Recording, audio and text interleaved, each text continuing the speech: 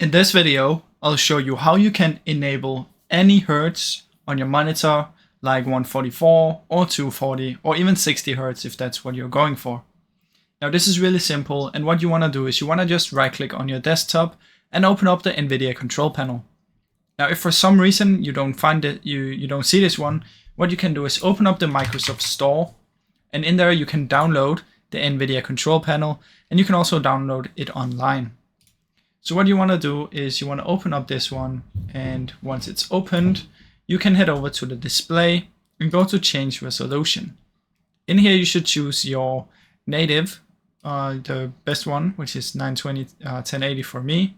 And over here at refresh rate, you can choose which one you want. So obviously the highest I can go is 144, but if you can go to 240, you can also choose that one.